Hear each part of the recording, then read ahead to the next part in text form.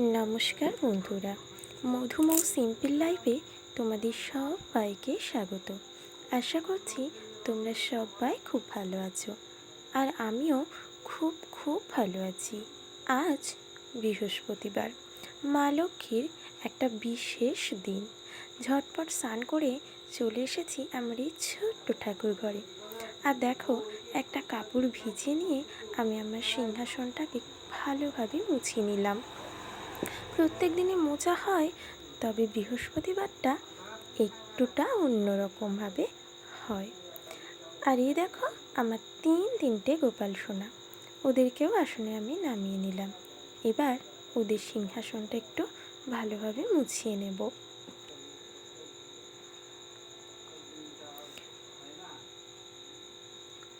আর এই হচ্ছে আমার মা কালীর পিকচার। অনেক পিকচারই আছে যেগুলো আমি এখন এই কাপড়টা নিয়েই মুছিয়ে নেব। যেহেতু একটু ধুলো পড়ে থাকে, তাই এরকমভাবেই আমি মুছি। তোমরা কে কীরকমভাবে মোছো আমাকে অবশ্যই বলো। আর এটা হচ্ছে আমার মা লক্ষ্মীর ঘট, অনেক বছরের পুরানো, তাই একটু এরকম। দেখো, এতে আমি 7টা দুব্বো দিয়ে দিয়েছি, এবং এটা হচ্ছে পিতলের বেলপাতা। 5টা বেলপাতায় আমি সিঁদুরের ফোঁটা দিচ্ছি। আর এবার আমি এই পুতুলটা আঁকিয়ে নেব। এটা আঁকাতে না একদম বেশ খুব সুন্দরভাবে আঁকানো হয়ে গেছে, তাই আর কষ্ট করতে হয় না। এর উপর দিয়েই আমি একটু বুলিয়ে নিই।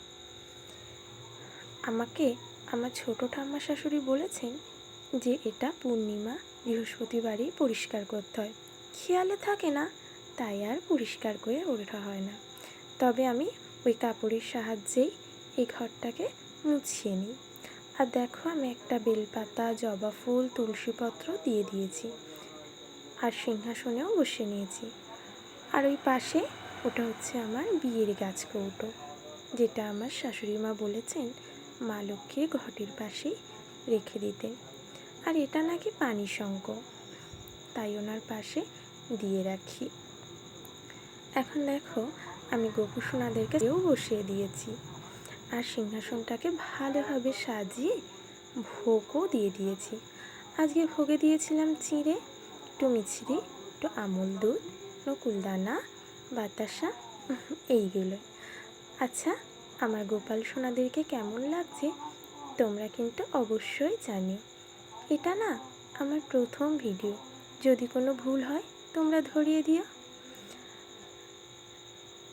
ঠাকুরের সামনে একটু প্রদীপও ঘুরিয়ে নিলাম।